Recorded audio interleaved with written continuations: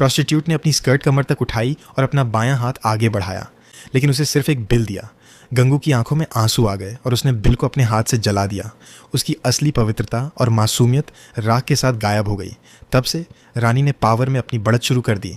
गंगू ने मशीन की तरह खुद को तैयार किया, दिन ब दिन तैयार होती रही। उसने अपने फिगर का इस्तेमाल शहर के हर आदमी को लुभाने के लिए किया। गंगू 1 साल से भी कम समय में टॉप की वेश्या बन गई। उसने अपनी बहनों को मिले टिप्स दिल खोलकर बांटे, क्योंकि वह समझती थी कि बड़ी चीज़ें हासिल करने के लिए पहले लोगों का दिल जीतना पड़ता है।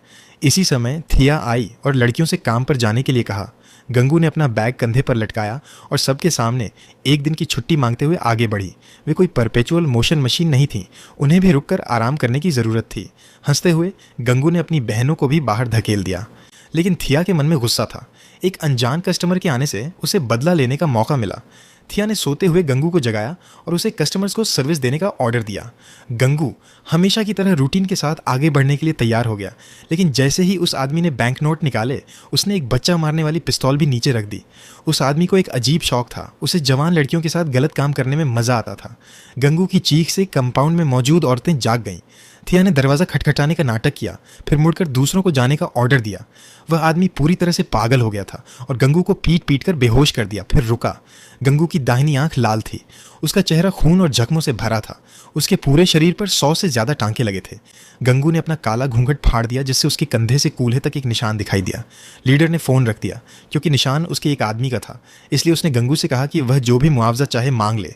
गंगू ने उसकी बात मना कर दी। लीडर को शांति की गांठ दी और जाने लगा। लीडर तुरंत उसका मतलब समझ गया, वह सिर्फ शांति चाहता था। लीडर ने तुरंत अपने गुर्गों को गंगू की 24 घंटे सुरक्षा के लिए लगा दिया। लीडर मिलने के बाद गंगू ने कुछ भी गलत नहीं किया। वह अपनी अथॉरिटी बनाने के मौके का इंतजार करने लगा। उसके साथियों ने गंगू के लिए बात की, लाओ बाओ से बहस की। गंगू आखिरकार बोला। लाओ बाओ के जाने के बाद उसने अपनी बहनों से लीडर से कांटेक्ट करने का इंतजाम किया। गंगू पक्के इरादे से कमरे में गया और बिना अपना एक्सप्रेशन बदले दरवाज़ा बंद कर लिया। मेरी 2 डिटेल्स खत्म हो गई, इस बार और भी होगा और यह बहुत खुश होगा। लाओ बाओ लेट गया, स्टीरियो चालू किया और गंगू की चीखें दबाने के लिए गाना गाया। लेकिन जल्द ही एक कार के इंजन की दहाड़ सुनाई दी। लीडर मौके पर आया और अपने गुर्गों को दरवाज़ा लात मारकर खोलने और कस्टमर को पकड़ने का ऑर्डर दिया। लीडर आराम से चला गया, बाकी गंगू को संभालने के लिए छोड़ दिया। सबके सामने गंगू ने उसे पैरों तले रौंदा और फिर उसके बाल पकड़ लिए। बूढ़ा बाऊ गंगू के रौबदार अंदाज से डर गया। उसे डर था कि उसका भी हाल प्रोस्टिट्यूट्स के दूसरे कस्टमर्स जैसा हो जाएगा। गंगू उम्मीदों पर खरा उतरा, सारे मामले अपने हाथ में ले लिए और लड़कियों का लीडर बन गया। तब से और जानी पहचानी सड़कों पर छतरी और धूप का चश्मा पहनकर घूमता था। गंगू हर मौके का मुआयना करता था। उसने जिन लड़कियों को अगवा किया था उनसे पूछताछ करता था और उन्हें चुनने के लिए मजबूर करता था। रुककर